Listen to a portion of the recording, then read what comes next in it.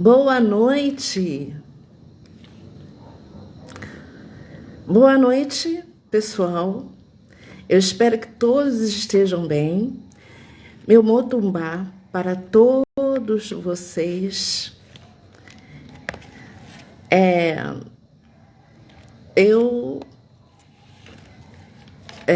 estou tentando aqui, sempre eu estou tentando botar primeiro aqui.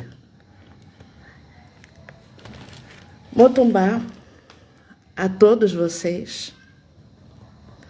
Nesse dia maravilhoso.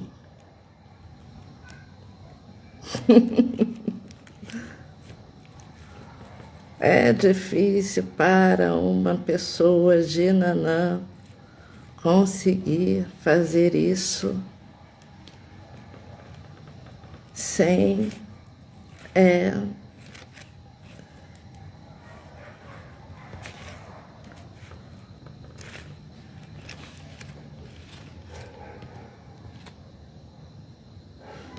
conseguir.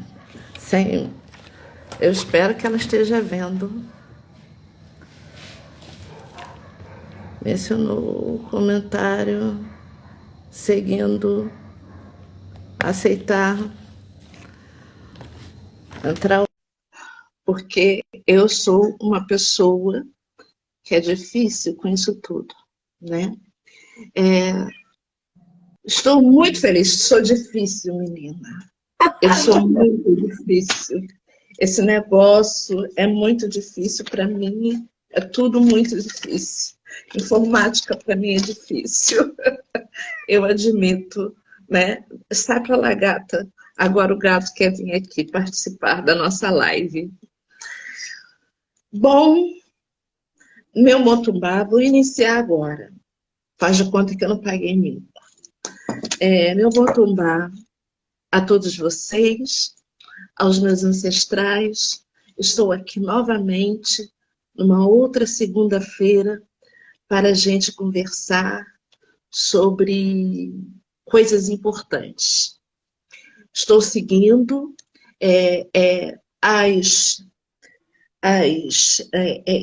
as determinações todinhas de julho, né? Que é um mês muito importante para todos nós e que nós falamos sobre assuntos muito importantes. Mas todo mês é mês de preta, todo dia é dia de preta. Então a gente continua em agosto com o mesmo segmento. Vamos continuar. E a gente vai falar hoje de um assunto muito importante. Muito importante para um ano, em que é tão difícil que a gente vai ter que tomar decisões tão difíceis, que é um ano eleitoral. E um dos fatores muito importantes que influenciam muito o voto, influenciam muito a urna, é a parte econômica. Então, por isso que eu estou chamando hoje aqui essa mulher maravilhosa, preciosa, que estamos aqui com ela. É a Rita Passos, da Conexão Suburbana. E eu queria, Rita, que você me falasse quem é você. Ei, gente, que alegria estar aqui, Coloféia. Que bom a gente estar começando aí esse mês, que é um mês, né, duro, que é um mês aí que a gente vai ter as definições agora na próxima semana, né, políticas, né? Então a gente tem aí, né, dia 5 é o dia D, né, para as candidaturas. Então, a gente tem aí um período aí muito complicado pela frente, né? Ao mesmo tempo, é o mês de meu pai, o Baluaê, o Molu, né?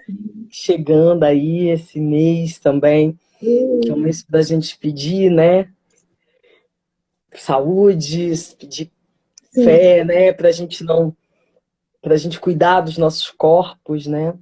Então, Que bom. Tô aqui eu, sou uma economista, né, que acredito na magia e na ciência, necessariamente nessa ordem, nessa ordem.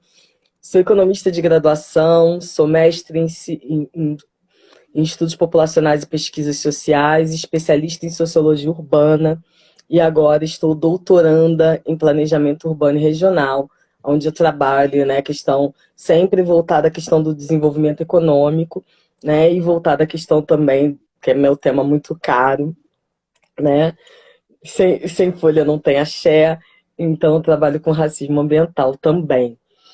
E tenho me dedicado, né, desde há 20 e tantos anos às questões econômicas, às questões da desigualdade, às questões do nosso povo preto, né? E agora, nesse período Sim, eleitoral, essas questões ficam mais latentes, né? E é uma ficam. honra estar aqui com a senhora e com todos, todos. Axé. Ai, eu é que agradeço muito, eu é que agradeço muito você estar aqui. Você é uma pessoa que, por uma felicidade muito grande, está agora no meu caminho, encontrei, e eu agradeço muito, né? Agradeço muito mesmo por ter você aqui junto com a gente, nessa luta tão grande, a luta aqui na Casa de Nanã, no Jardim Sagrado. Então é muito bom, e vai ser muito bom também ouvir você. E eu quero começar logo fazendo uma pergunta muito interessante. Qual foi? Nós tivemos uma recessão mundial em 2010. Ela só chegou no Brasil aqui em meados de 2014. 2014 não foi sentida logo, mas em meados de 2014. Qual é o resultado, qual é a dimensão da influência dessa recessão na parte das eleições, principalmente nos dois países, Estados Unidos e Brasil, onde, quando eles elegem, então, o Trump e elegem o atual presidente do Brasil. Eita, Lelê! Ó, essa crise norte-americana, né, começa no iniciozinho, iniciozinho de 2008, ela se agudiza pelos anos de 2010, né, é uma crise das famílias norte-americanas, dos bancos, né, e essa crise acaba sendo sentida, né, porque é isso, né, o mundo inteiro vive do dólar, né, o dólar é a grande moeda universal que a gente Uhum. tem. Então, de alguma forma, essa questão, o dólar, ele baliza a vida do mundo inteiro.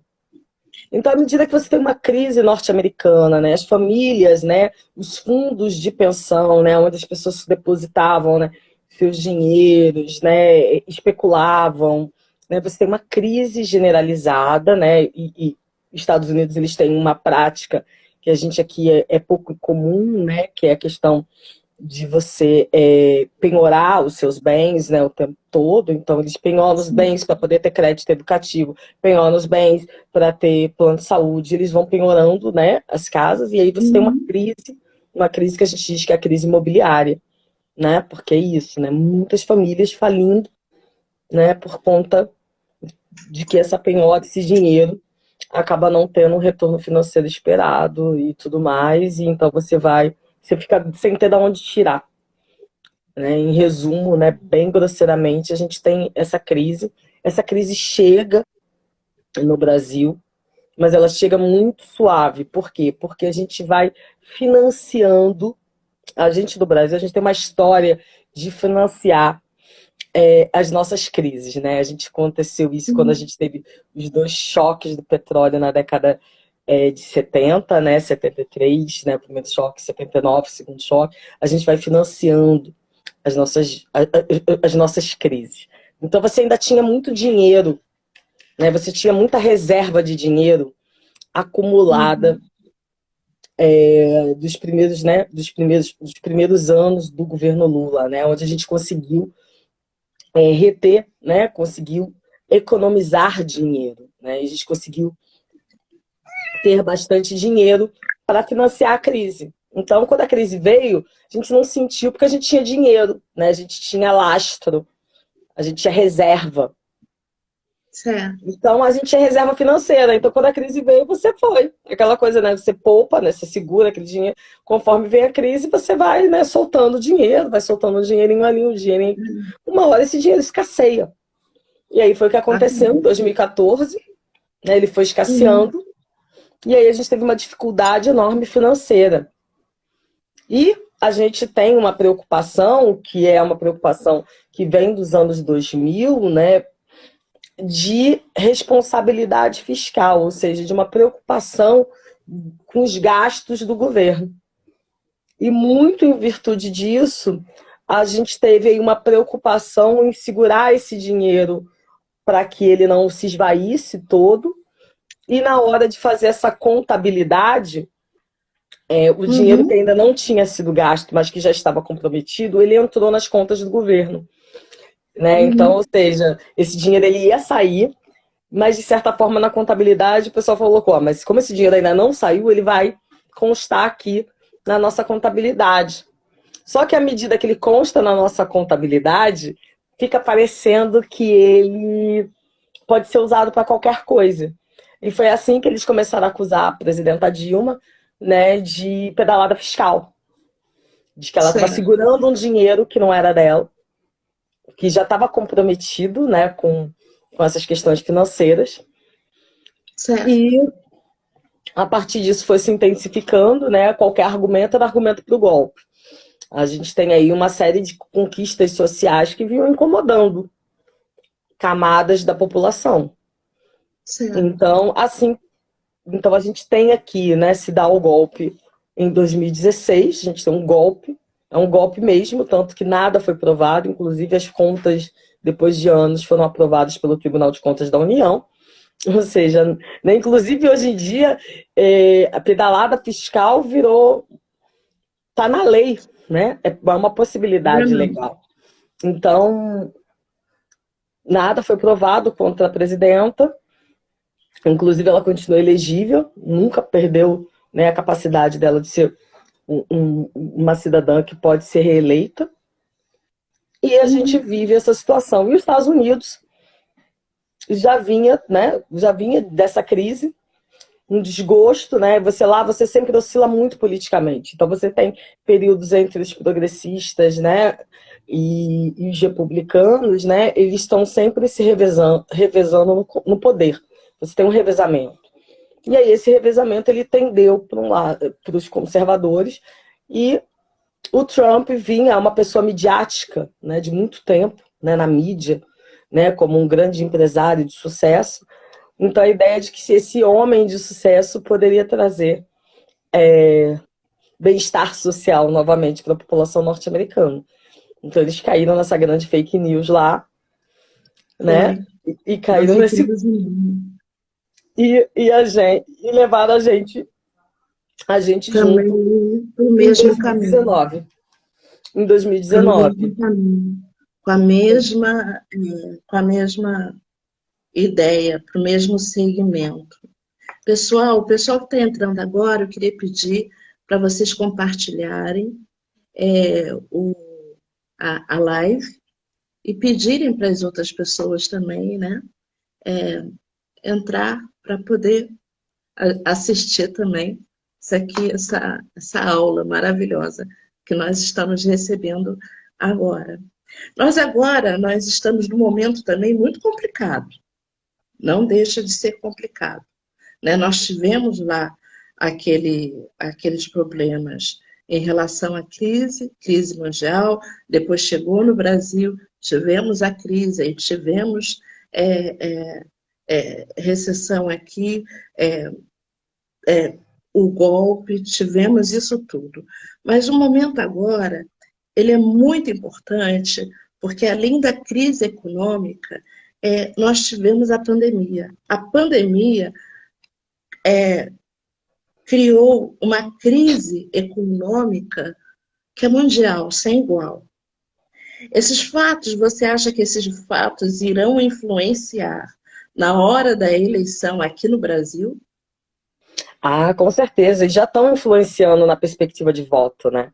Isso já vem acontecendo, né? Hoje mesmo saiu uma pesquisa do Datafolha e justamente dizia isso, né? Que assim, a maior preocupação dos brasileiros é com a questão da fome e a questão do desemprego. Com Então, certeza. assim, particularmente, a economia já não vinha bem, porque a gente não teve uma recuperação econômica da crise de 2010. Então, assim, Sim, essas pessoas que se elegeram, o golpe que foi dado, ele não foi capaz de restituir bem-estar social, muito ao contrário, ele agudizou ainda mais a crise, principalmente das camadas mais pobres da população. Então, a gente já vinha com uma situação, eu falo que a pandemia ela virou a justificativa perfeita para o caos que a gente já estava instaurado pós-golpe.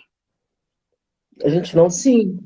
E quem sofreu mais disso tudo foi justamente os pobres, que moram na periferia, que moram no morro, e nisso tudo, consequentemente, quem é o povo preto, né?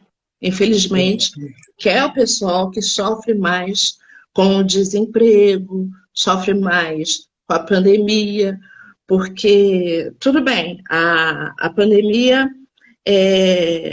pega rico e pobre, mas existe uma diferença muito grande na saúde do pobre e na saúde do rico, na alimentação, em tudo isso influenciou na hora. E até mesmo a parte, desculpa eu estar falando tanto, e até mesmo na hora, por exemplo, falavam, se é higiene, previne, isso tudo, mas como fazer isso se você não tem nem água? Exatamente. A gente tem aí uma dificuldade, uma desigualdade. A pandemia, ela mostrou, ela evidenciou ainda mais o tamanho da nossa desigualdade social, né? Que é isso, você não ter água, você fala de uma pandemia que você precisa lavar as mãos como prevenção, né? Um sistema público de saúde que não atende a todo mundo, né? Uhum. A gente tem aí, né, um aumento, né, do desemprego durante o período da pandemia, uma necessidade das pessoas saírem para trabalhar, porque a maior parte da população brasileira vive de atividades informais.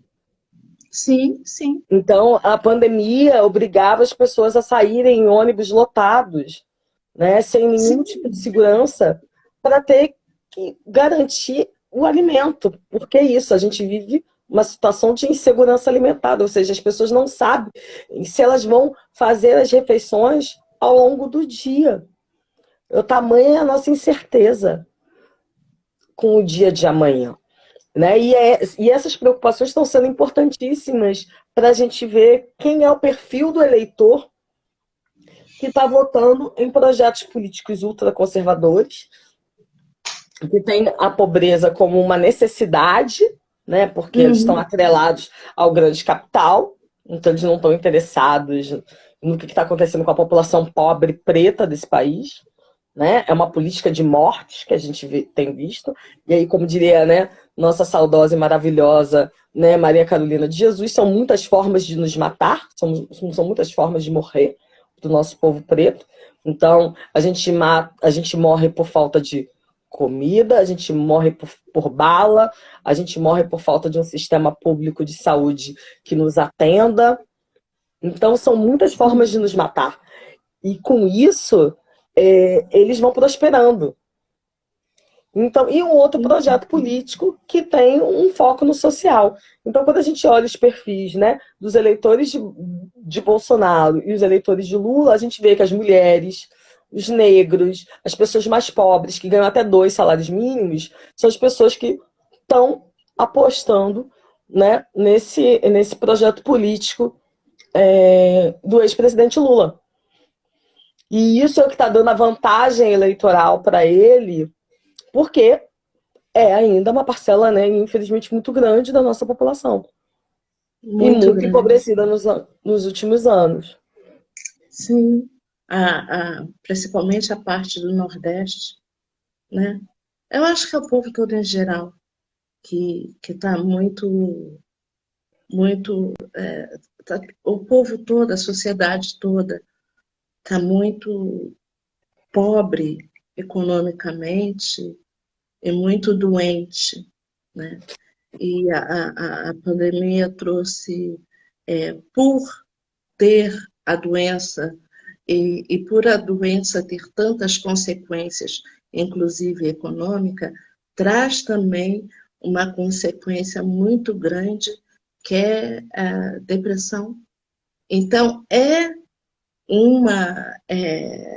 são muitos fatores que influenciam muito nesse momento. Sim, isso acaba afetando a saúde mental das pessoas, não tem como, né? A gente vive numa situação de fome, numa situação de insegurança, que você não sabe o que você vai comer, você não sabe se você vai estar vivo, você não sabe se a polícia vai adentrar a sua casa, né? Então, né, várias operações ilegais, né? Então, né, lamentavelmente, hoje em dia eu brinco que a polícia não entra nas comunidades para matar menos de 20, né? Então a gente tem uma necropolítica muito acentuada. Então a saúde mental, ela fica abalada, né? O espírito fica abalado, porque é uma situação generalizada, né? São muitas precariedades, né? É muita falta de Sim. assistência, né? E é isso, se você não tem dinheiro, se você não tem recurso, você fica à mercê de uma política, totalmente de uma política que está ali prontinha para não te assistir e para te matar, né? E isso é muito cruel, né? De uma crueldade muito grande, de um racismo institucional muito grande, né? Porque a gente sabe que esse povo tem cor, né? E são os nossos, né? Tem, Somos nós. tem, tem, tem. Os atingidos somos nós. Tem um direcionamento certeiro. Todas as balas perdidas têm um direcionamento perfeito.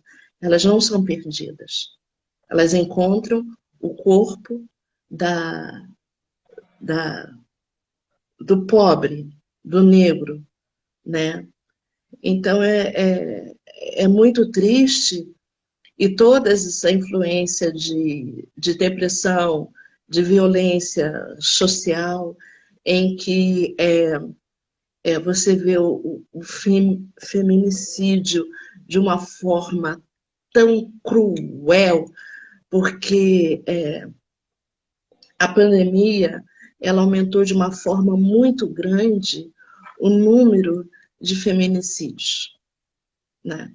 Então, tudo isso daí influencia de uma forma muito grande, vai influenciar na hora do voto. A pessoa tem que ver na hora de voto tudo isso. Então, você acha que, dessa forma, pensando desse lado, o Brasil vai seguir, já que a gente estava falando também, aí no caso, entre Trump, fazendo comparação de Trump com desculpe, eu tenho uma certa dificuldade de falar esse nome, né? Mas o Trump e o presidente que é atual do Brasil, botando essas duas, assim, você acha então que o Brasil vai seguir a mesma tendência dos Estados Unidos na escolha do presidente e escolher uma pessoa, então, tá certo que o nosso querido Lula, que eu não tenho dificuldade de falar o nome, ele não é moderado, mas ele é uma opção, né? Não vou influenciar as pessoas, mas é uma opção. Então, você acha que o Brasil vai seguir esse mesmo rumo?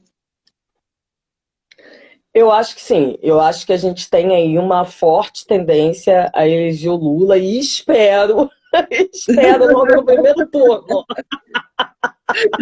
Espero, estou fazendo campanha para isso. Entendeu? Às vezes, espero muito que a gente faça isso, que a gente tenha, né, essa, Aham.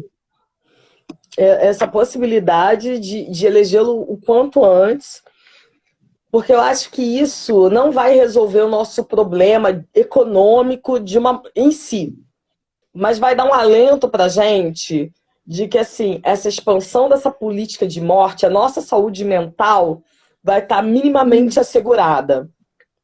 De você Aham. não ter um gestor que quer te matar. Eu acho que isso faz muita diferença. É Então, assim, verdade. né? Então eu acho que isso já nos ajuda muito, né? Acho que isso já nos ajuda muito, como colocou a Elza aqui, né? Conta o cramulhão aqui, né? Né? Eu acho que é fundamental. Eu acho que a gente precisa garantir isso, né? Eleger logo no primeiro turno, né? Trazer esse alento para a gente pensar nos desafios que a gente vai ter pela frente, né? Que teremos vários desafios aí pela Uhum. frente, né? E pós-eleição, né? Uma coisa é derrotar o Bolsonaro, outra coisa é derrotar o bolsonarismo, né?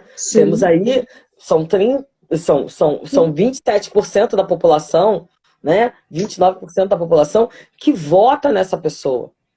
Então nós temos É pessoas que exatamente. têm essa mentalidade, né? Ultraconservadora, de cerceamento da vida do outro, né? E que apoiam essa política de morte. Então, assim, não é uma coisa que a gente acaba de uma hora para outra. E é isso, não basta só eleger o Lula, a gente precisa eleger um legislativo que dê suporte para ele também. Então, por favor, votem também no Lula e votem nos deputados estaduais, nos deputados federais, entendeu? E nos governadores dos seus estados alinhados, porque senão a gente continua sofrendo. E no Rio de Janeiro, em especial, né, com o combo, né, que a gente tem que, né, põe desgraça pelo ladrão, né? Aliás, ladrão, né? É uma coisa. Rio de Janeiro, precisamos fortemente, né? Eleger o povo da esquerda, né? Entendeu? Tá É, querendo dizer falando, né? A gente precisa eleger a esquerda, porque senão é isso, a gente fica com o legislativo comprometido e a gente deixa o Lula amarrado, porque as grandes decisões, as grandes leis, todos os projetos de recuperação econômica que a gente vai precisar fazer vão passar pelo Congresso Nacional. Então a gente sim, precisa que essas pessoas, a gente precisa ter uma bancada forte. Então a gente com precisa. certeza. Uma bancada forte e para poder também, no futuro, retirar essas pessoas da história, né? Porque tá difícil. Tá muito. Leonídia Fran, eu acho que ela quer fazer uma pergunta a você. Ela enviou uma solicitação para participar do vídeo. Você aceita? Sim, Vamos ver como é que faz. Porque, como eu disse, eu não não sou muito. Eu, não- eu a senhora precisa, sou difícil. ali no olhinho, onde tem o número de pessoas que estão assistindo a live, a senhora precisa apertar ali Ah, e procurar pelo nome dela, apertar no nome dela, e aí vai aparecer convidar para participar. tá bom. É, tá. No olhinho. No olhinho. Tá. Aceitar. Para começar. Vamos lá. Eu acho que quer fazer uma pergunta. Já convidei para entrar e para fazer, né? Eu espero que ele entre, então, e faça uma pergunta para você. Qual a pergunta que você quer fazer? Oi, boa noite. Boa noite, boa noite. Que prazer estar com vocês. Primeiro, eu gostaria muitíssimo de parabenizar. Eu acho que nós precisamos de mais lives como essa. A gente precisa conscientizar as nossas Sim, pretas, nós precisamos conscientizar porque se a gente não fala, ninguém sabe, né? E a gente precisa falar mais. Eu acho que a sua fala, mãe Luizinha, sua fala, Luiz, eu acho que é importantíssima. E ontem eu não pude estar na marcha, eu gostaria de agradecer as pretas que estiveram lá. Eu acho que é de grande importância. Não era uma pergunta, era só uma gratidão, porque eu sei que vocês estão, né, conosco nessa luta. E gostaria de dizer, mãe Luizinha não falou, mas eu vou falar fora Bozo já. Então, quando a gente não quer falar, é Bozo, porque a gente tem aí É assim, ó. fora Bozo já. Eu acho que é isso. Eu acho que é muito por aí. Gratidão, tá? Boa live, parabéns, estamos juntas. Obrigada, querida, muito obrigada, muito obrigada. Eu não sei agora nem como é que faz agora para Eu Leonídia. esqueci, eu esqueci de dizer de onde sou, né? Faltou isso. Eu sou Leonídia, sou aqui do Quilombo Dona Belina, no Rio da Prata, em Campo Grande, Ai, que né? lindo. E essa é a nossa luta. Estamos na luta juntas, né? Cada dia um dia. Muita gratidão. Pertenço à teia de solidariedade da Zona Oeste. Então, a gente está nessa luta, nessa caminhada. Eu sou muito grata poder estar nessa caminhada com vocês, né? Agradeço muito cada iniciativa dessas mulheres fortes, né? Que nós temos, que a teia proporciona isso, essa fortaleza. Então, vamos juntas sempre, né? E nos fortalecendo, uma fortalecendo a outra. Eu acho que isso é importantíssimo. Esse momento a gente precisa Com dessa certeza, com força. O momento está certeza. sendo tão crítico, Essa, 4 anos de essa, muita essa dificuldade para nós, né? Eu acho que a nossa ela está falando um pouquinho. É, eu acho que a live em relação à parte econômica e a parte prática mesmo das eleições, eu acho que é muito importante. Porque o povo tem que tomar realmente consciência, como a Leonídia disse, em relação à urgência do nosso pensamento em relação às eleições. Por isso que eu chamei e queria tanto falar com a Rita. Então, muito obrigada, tá, Leonídia? Eu queria pedir para você mesmo sair, porque eu não sei botar você, tirar você. Pronto. Né, gente, que maravilhosa, né? Participação que rica, né? A gente está aí, que bom que a gente está podendo conversar, né? E trocar, né? Com todas as regiões enfim. Eu acho que ela apagou eu não sei se ela saiu. É, como é que eu tiro aqui? Não sei. Eu É, acho que ela só apagou aqui a coisinha. Acho que ela não saiu não. Mas só apertar no olhinho, que a senhora adicionou ela, no olhinho, ó. Ela continua aqui, ó. E aí a senhora vai lá no olhinho, ó. Aperta no olhinho e vai ter o nome dela. Aí a senhora pode colocar, tirar ela da. tá bom, eu vou ver onde que ela tá. Mas é a mesma coisa. Quando eu me lembro muito bem, há muito tempo atrás, eu nunca me esqueço de um comentário que um professor me disse. Olha só, eu quero saber se você concorda com isso. Ele falou que ano eleitoral, que na maioria das vezes coincide com os anos da Copa, era um problema. Por quê? Porque se a Copa, se o Brasil ganhasse, o presidente era reeleito. Se o Brasil perdesse, o presidente não era reeleito. Isso tudo, por quê? Porque o povo ele tem aquela ideia imediata de que venceu a Copa, ele compra churrasco, ele toma cerveja, ele bebe, ele acha que está tudo maravilhoso e que está tudo perfeito e vamos em frente.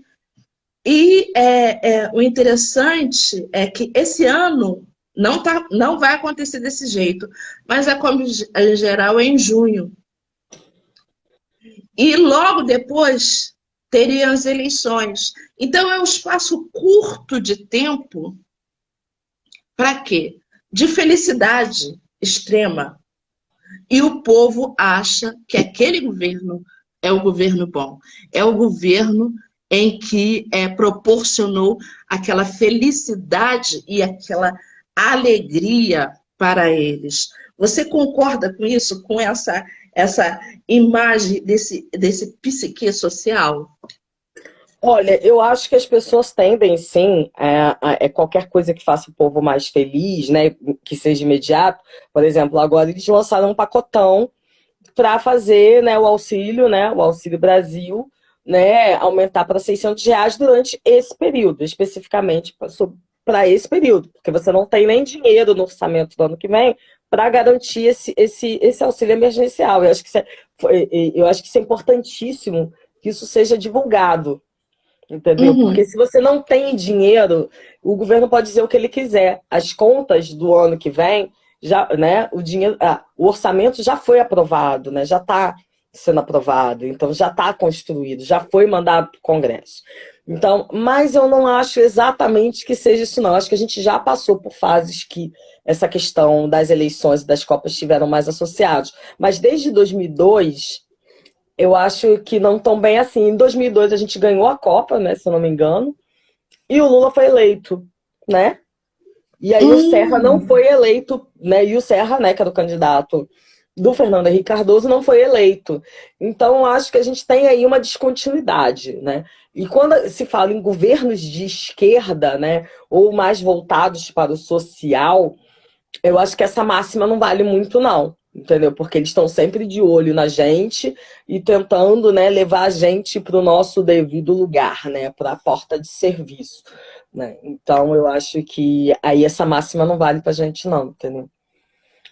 E aí, Então, no caso, então, você acha que teve, na realidade, um amadurecimento. Porque isso aí que eu estou falando é uma coisa antiga, né? Então, você acha que teve um amadurecimento na sociedade em relação à construção para escolher os seus candidatos? eu acho que, na verdade, a gente criou outros ópios, né? Outras drogas para substituir, né? O próprio auxílio emergencial de agora, ele é uma droga em substituição. É, Então, assim, a gente criou outras necessidades, né? Essa necessidade de alegria pelo futebol, né? Hoje em dia, né, até pelo, né, desencantamento, hoje em dia outros esportes e tudo mais, eu acho que esse encantamento, né, do país do futebol, eu acho que esse encantamento, essa cultura mudou um pouco, mas a gente está criando outras. E acho que questões até mais essenciais. A gente volta aí, né, com todo esse ultraconservadorismo, a ter uma preocupação com o voto de cabresto, né? Pessoas que estão vendendo voto para colocar aparelho sim, dentário, né? Inclusive, eu vi essa cena tem 2 semanas, quando eu fui levar minha mãe para botar a prótese dentária dela, uma van chegando, um candidato levou pessoas para colocarem prótese e as pessoas estavam dizendo que estavam indo lá felizes porque iam conseguir, né, colocar prótese dentária e que iam votar nele. Então a gente voltou a ter esses mecanismos que a gente deixou de ter, né, só porque a gente tinha uma autonomia, a gente ganha, né, eu acho que isso é um grande benefício econômico e social do governo, né, do governo do presidente Lula e da presidenta Dilma, que era uma autonomia sobre o que a gente ia decidir, né, sobre o nosso futuro, né, sobre o processo democrático. E a gente retrocedeu, então a gente voltou para esse plano. Então eu acho que mudou, mas não mudou muito, né? Eu acho que infelizmente, né, a gente eu ainda vejo a situação, porque na época, né, do presidente Lula, nós tínhamos uma situação econômica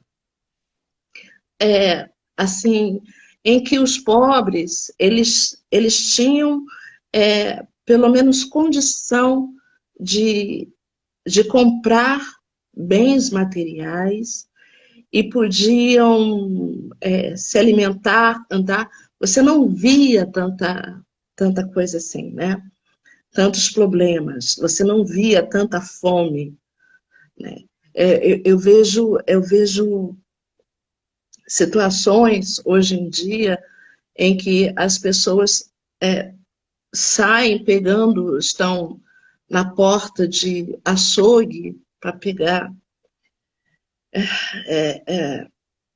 É muito triste, mas você vê essas situações, né?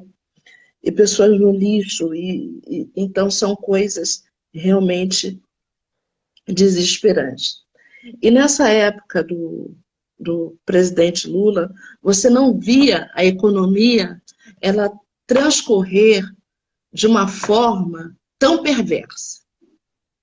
Hoje em dia você vê realmente perversa a situação. Extremamente perverso. A gente tem uma questão, né, a fome, né, 33 milhões de pessoas com fome, né, 115 milhões de pessoas, né, em geral, com insegurança alimentar, né, entre moderadas, leves e graves, né, que é o caso da fome. Então, assim, a gente tem mais de metade da população brasileira que não sabe o que vai comer no final, se vai comer até o final do dia. Então, a gente tem uma situação de desesperança, de dor, de sofrimento econômico da população mais pobre.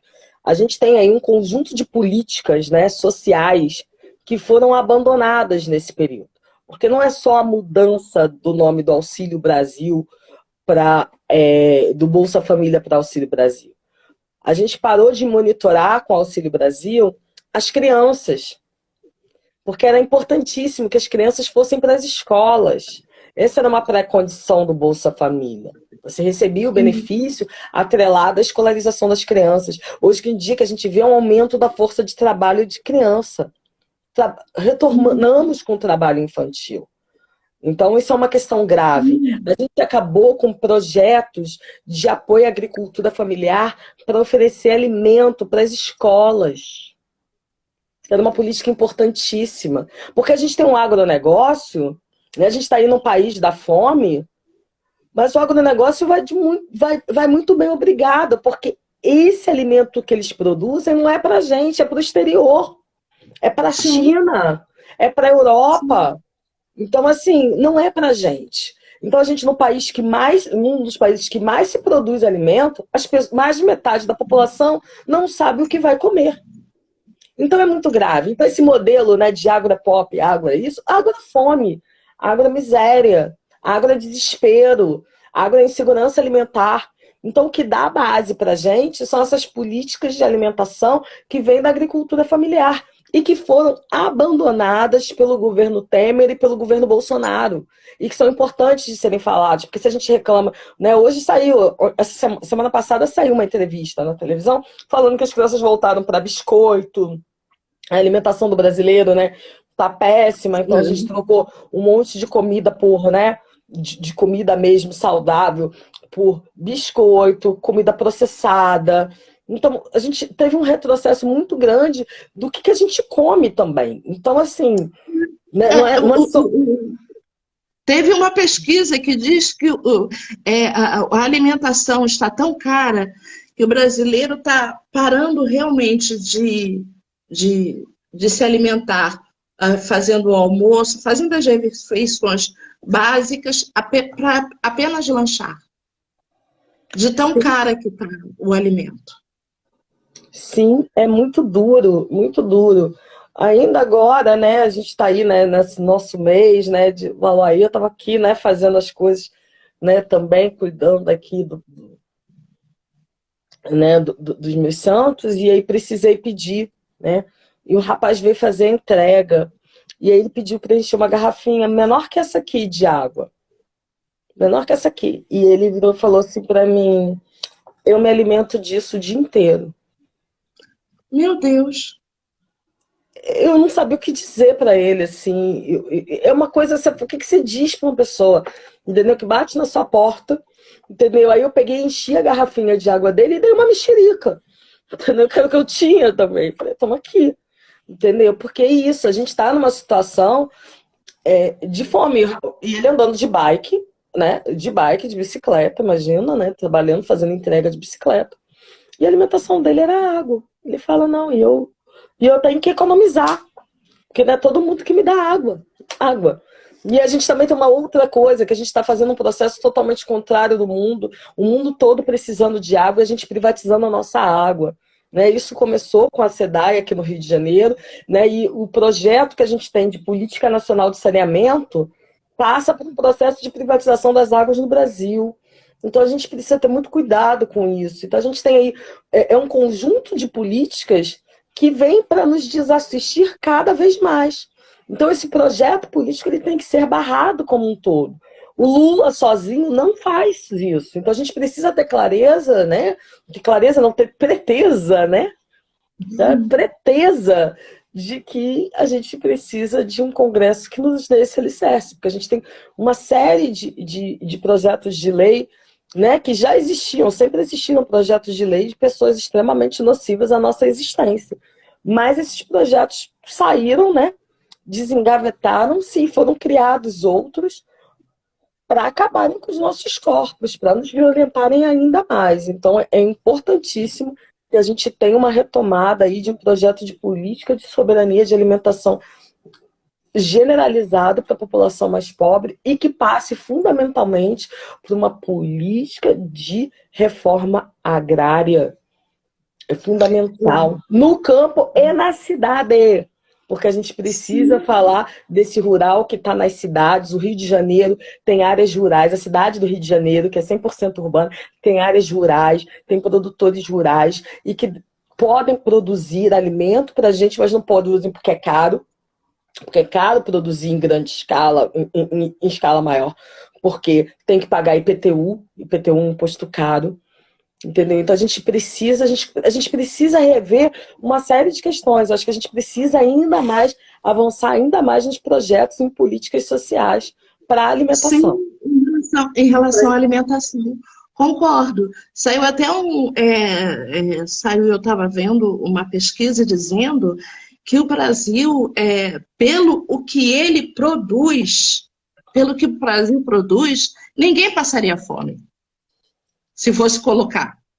Ninguém passaria fome, porque daria para a população todinha, poderia se alimentar e ainda iria sobrar para eles venderem. Então, é realmente um absurdo. É isso, essa conta que eles fazem.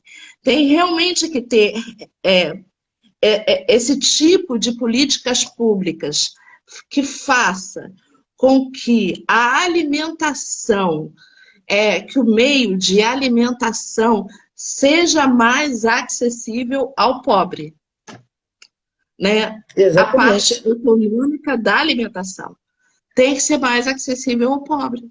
Então, não pode continuar desse jeito. Porque a gente fica nesse agro-pop, agro-isso, agro-aquilo, agro-morte, gente. É uma desgraceira isso. Mata todo mundo. Ainda enche aquele negócio de agrotóxico, tudo, deixa a gente um pouco intoxicado. Isso. Enquanto que a gente tem uma possibilidade de uma alimentação natural, né?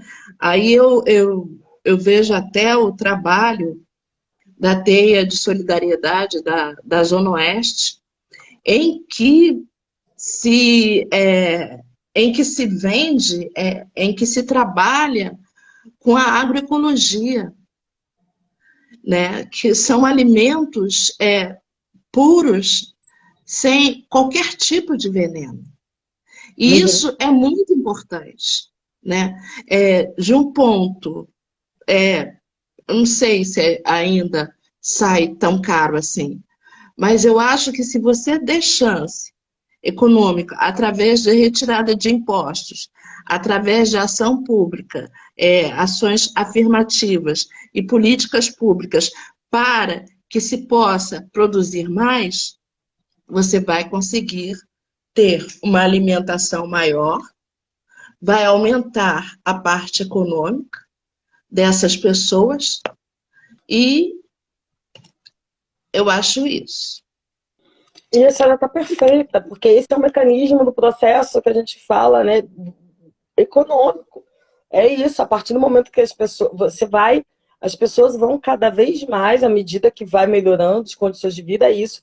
É a produção que aumenta a renda, que aumenta o consumo, que aumenta e vai aumentando. A gente diz que isso é o multiplicador econômico, você vai multiplicando o bem-estar, né?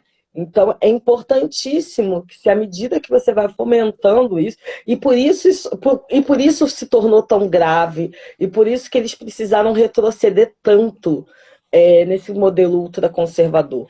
Porque isso estava gerando a gente uma autonomia do pensar, uma autonomia do agir, né? Que estava incomodando essas elites econômicas que precisam da gente dependente. Precisam da gente, né, precisando ter que pegar uma van para poder botar uma prótese dentária. Entendeu? Então, eles precisam da gente dependente. Então, a gente precisa de autonomia. Sim. Né? Esse é o grande os projetos econômicos que estão em curso. Existe um projeto aí que não vai ser fácil de ser reimplantado, que é de autonomia, de pensar a segurança alimentar, de pensar, né, o combate à fome. E um outro que é um projeto de morte, de que as pessoas realmente precisam morrer, precisam passar fome, e as vivas precisam ser dependentes, entendeu? Para que elas não tenham autonomia para pensar, inclusive. Uma coisa que você falou aí, muito importante, é que as pessoas não devem, de maneira alguma, achar que Lula entrou mês seguinte, está tudo bem. Não é assim. Para falar a verdade, eu acho que um mandato só não daria conta do estrago que foi feito. Então, a gente tem que realmente ter consciência de que o trabalho é árduo e que a gente tem que se manter firme nisso tudo. Pode falar. E é importantíssimo porque a gente não só a gente retrocedeu a patamares de antes do primeiro governo Lula, como hoje em dia a gente tem aí uma reforma da Previdência e uma reforma trabalhista que ainda precarizaram ainda mais as formas de trabalho. Então, a possibilidade de que as pessoas tenham aumento de renda, né, concreto, né, tenham possibilidades de emprego com carteira assinada em condições de vida minimamente aceitáveis estão ainda mais difíceis.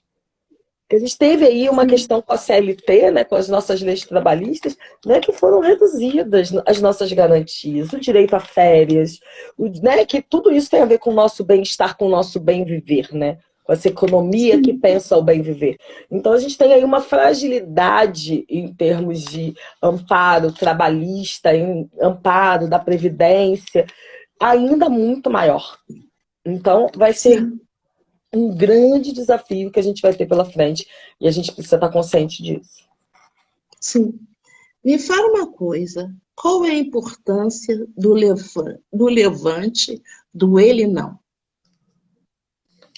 Olha, porque esse movimento em 2018, né, foi muito importante, porque trouxe uma consciência muito grande para muitas pessoas, porque foi uma explosão, né? Infelizmente, tivemos um resultado aí, mas foi uma explosão, o levante ele não. E qual a importância desse levante continuar? Olha, ele é importantíssimo, porque primeiro ele é um movimento de mulheres, né? E as mulheres são mais da maioria da população brasileira, né? Inclusive são elas as maiores eleitoras de Lula, né? Sim.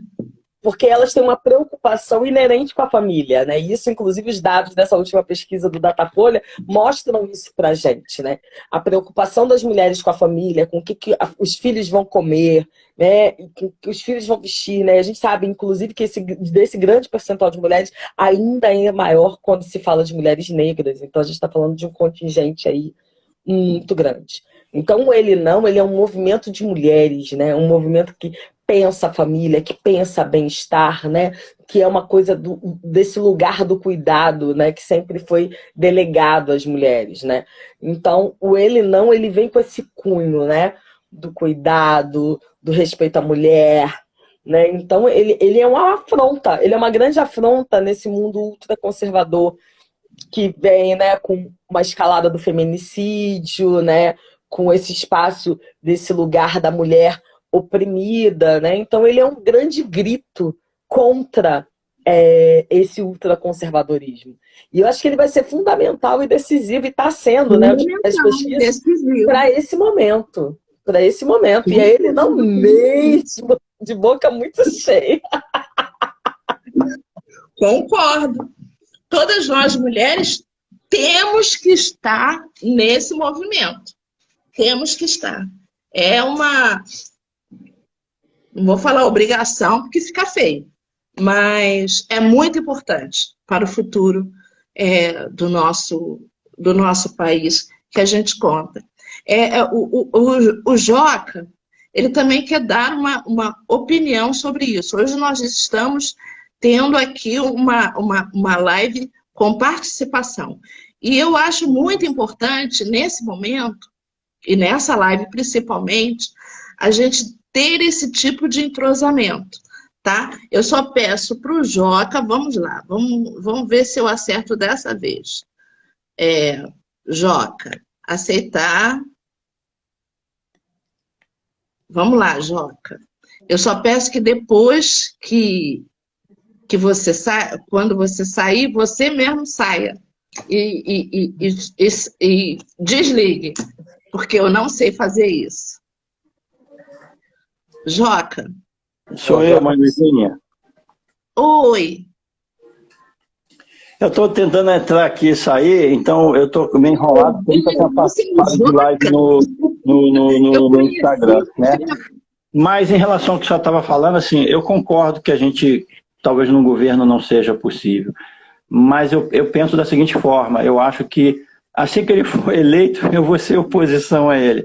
Eu vou lutar, sim, por aquilo que for positivo, que ele, em relação aos avanços na área do trabalho, do emprego, da alimentação, da saúde, da escolarização, tudo isso eu vou estar apoiando. Agora, aquelas questões que eu achar que está diferente, né, daquilo que eu imagino, eu pretendo fazer assim oposição, sim.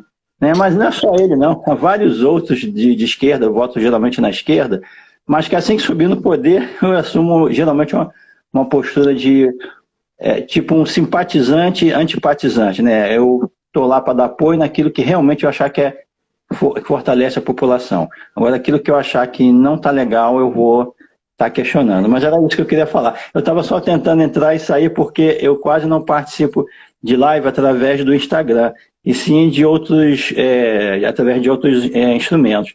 Então, por isso que eu entrei e saí, mas obrigado pela participação. Muito obrigado. Não, tá ótimo. Agora, Joca, vamos chamar você de Joca, mas eu sei seu nome verdadeiro, hein? Ok. Joca, eu concordo plenamente com você, porque isso, assim é que se faz uma democracia, não é verdade? Sim. Eu acho que a opinião pública e os questionamentos estão aí para serem feitos, né? Sem questionamento, não se existe uma sociedade saudável. Sim. Então, eu acho que a gente tem que aplaudir, sim, as coisas boas que faz, e as coisas ruins, eu acho que a gente tem que sinalizar para que se possa ter um acerto em relação àquilo. Por isso que é muito importante a participação da sociedade nesse movimento. É assim que se faz uma democracia, tá? Sim. É fundamental mesmo. Eu acho, Joca, que você tem toda a razão. Eu acho que a gente já tem que entrar crítico, né, nessa eleição, nesse processo eleitoral, né, já entendendo que a gente tem uma série de amarras, entendendo que a gente já aconteceu a reforma trabalhista e a reforma previdenciária.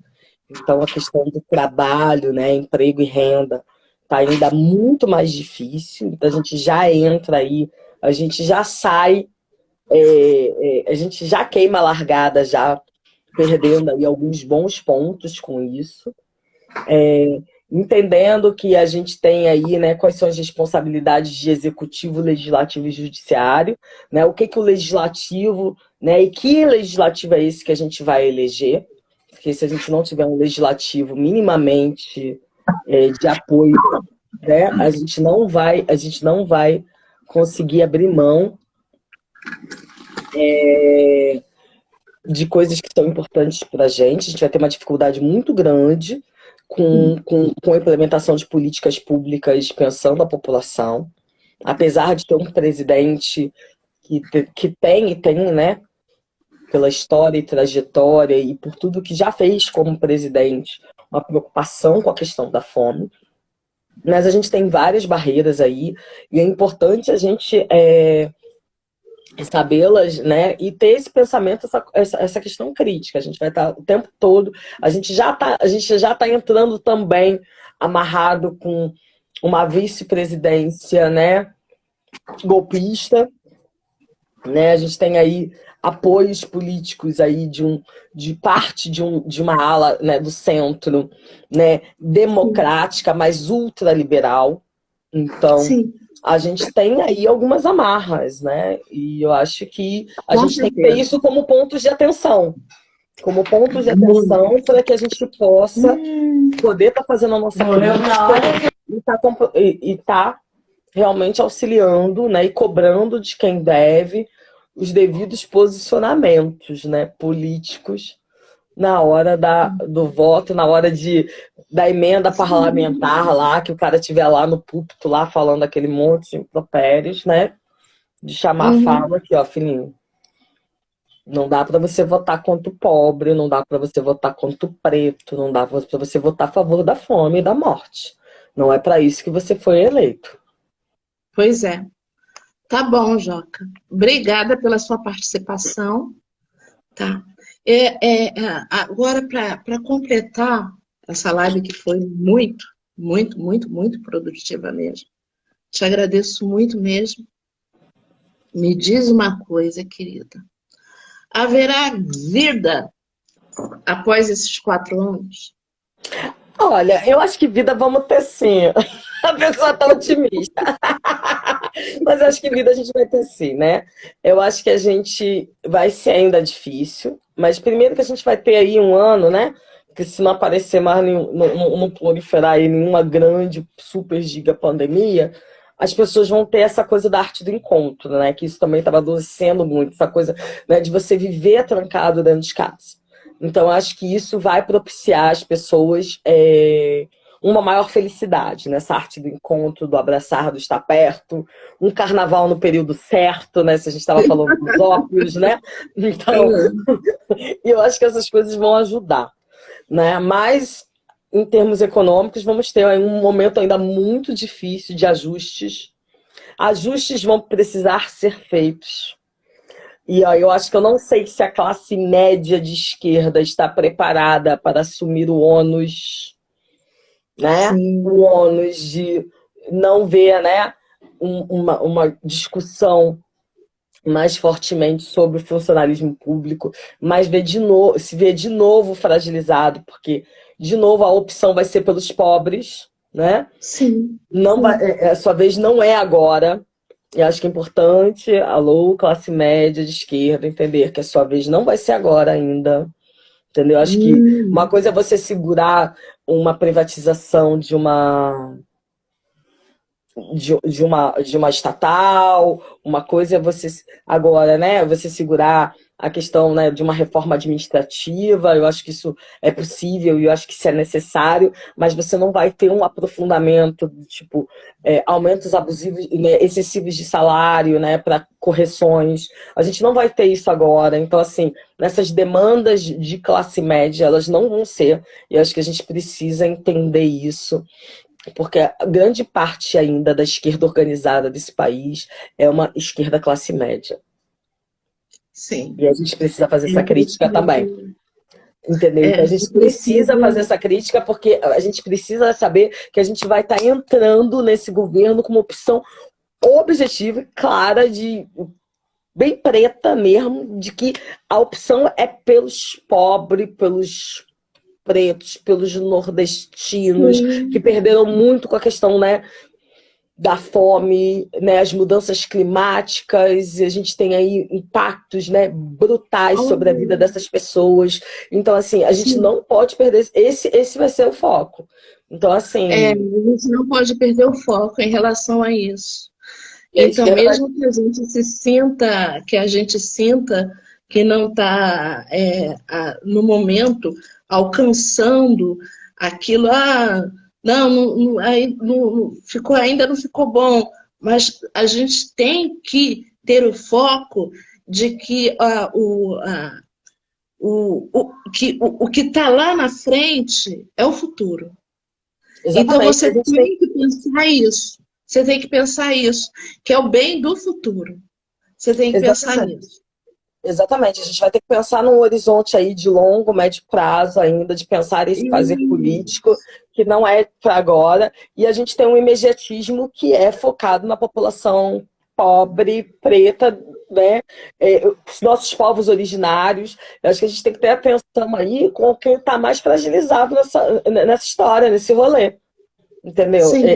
E aí não dá para reivindicar a questão salarial do funcionário, recomposição salarial da classe média, do funcionalismo público, se eu tenho um orçamento que vai estar estourado. A gente vai pegar um orçamento o ano que vem, um orçamento público, que já está sendo fechado, está sendo discutido, que já é irreal para o que a gente vai ter em termos de impostos arrecadados, de receita mesmo para poder administrar. Ou seja, a gente vai ter pouco dinheiro.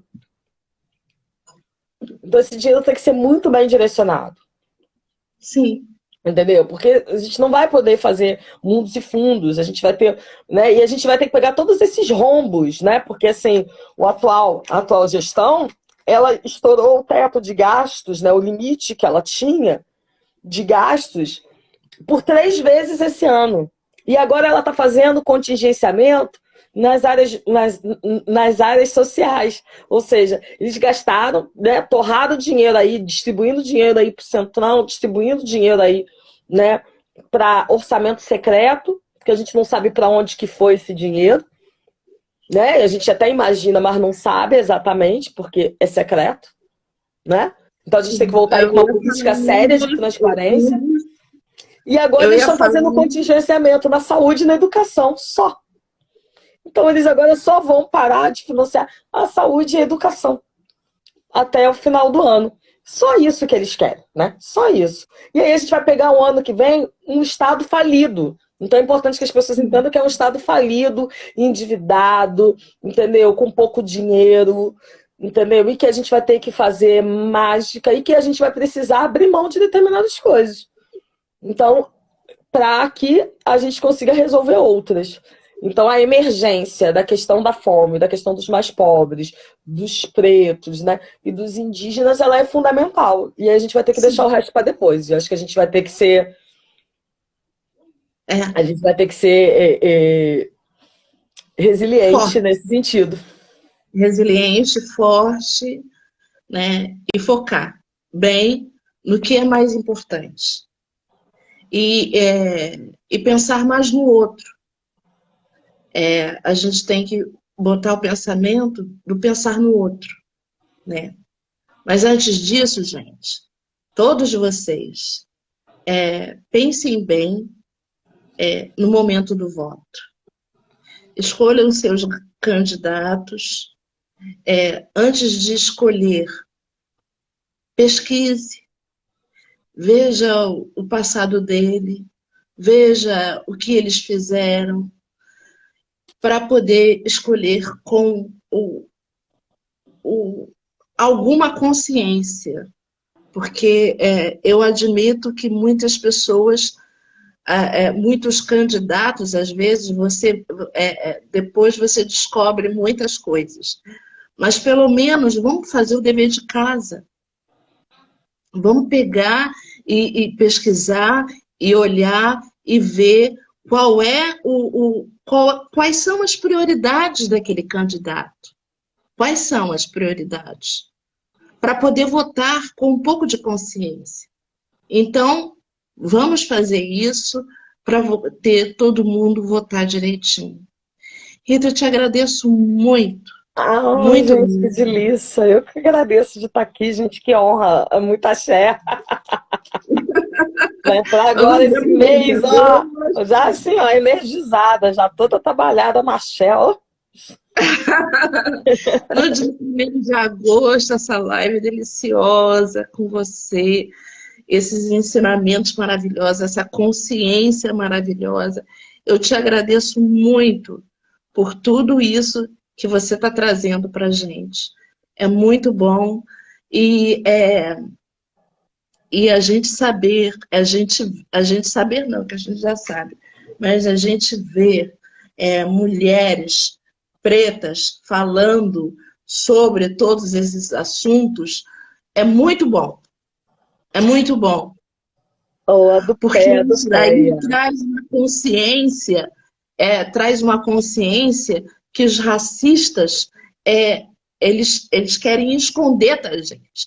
Eles querem transformar a gente em objetos. Então, quando a gente vê uma mulher como você, uma mulher como todas essas outras que eu trouxe, né? A Tatiana, a Silvia, e você, nesse mês agora, mês passado, esse mês, e semana que vem, se Deus quiser também, e na outra, traz uma real visão de que nós temos poder, nós somos a força. E é com esse pensamento que a gente tem que ficar. Tá bom? Axé, axé, axé. A do Pepe, essa live maravilhosa, pela oportunidade de estar aqui com a senhora, que é esse festival de axé, de aconchego, né? Um espetáculo, gente, um espetáculo. Eu tô o quê? Tô um nojo, gente. Metida de estar aqui assim. Mas é uma honra grande, acho que é importante a gente se apropriar dessas linguagens que eles acham que é de homem branco, né? Isso. Que exatamente, para trazer para as nossas lutas, para o nosso cotidiano, entendeu? Para eles entenderem que a gente está sabendo do que eles estão fazendo, sim, que a gente está entendendo bonitinho, entendeu? E a gente, com as nossas vestes, com os nossos cabelos, com as nossas argolas, com o nosso jeito, a gente sabe fazer, a gente sabe discutir economia, a gente sabe discutir política, a gente sabe, e a gente quer o bem viver. E a nossa perspectiva de vida é diferente da deles. E é isso que mais fica com ranço da gente. E é para ficar com ranço mesmo, porque a gente vai chegar lá, porque um dia vai ser tudo nosso e nada deles. E pronto, e falei.